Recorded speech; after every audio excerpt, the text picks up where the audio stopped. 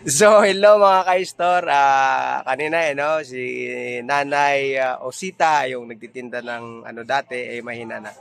So, binigyan siya ng bigas noong isang may mabuting puso, no. So, ngayon, hindi nanay kayang buhatin.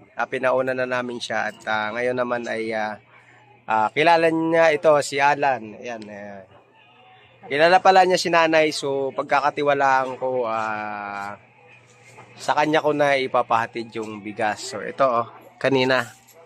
Ayan, Kuya Alan, ha, ibigay mo kay nanay, ha. Siguraduhin mo kasi, dadali ko na kanina.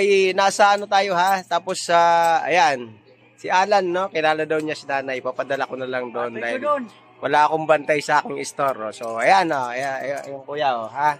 So, ihatid mo kay nanay, ha? Sige, maraming salamat. Yan, napatid ko na yung bigas kasi hindi nanay kayang kargahin. So, ayan mga ka-store. No, yung ano ko lang, no? So, yung may mga mabubuting puso, no? So, yung nakakaluwang-luwang naman, no? Kawawa si nanay talaga, no? Naglalakad pa, nanghihingi sa taas para lamang ay makakain sila mag-ina, no?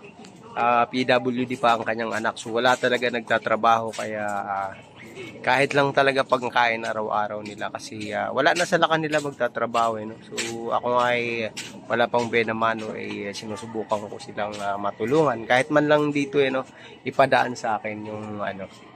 Huwag po kayo mag-alala, no? So lahat po ng magbibigay ng tulong kay nanay ay ibibigay ko ng buo at kahit pang kain-kain lang, no? So may nagbigay nga ng bigas.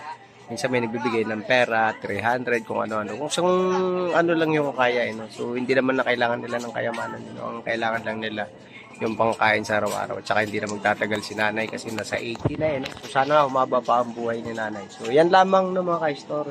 Pwede po kayo magpadala sa True Gcash, no?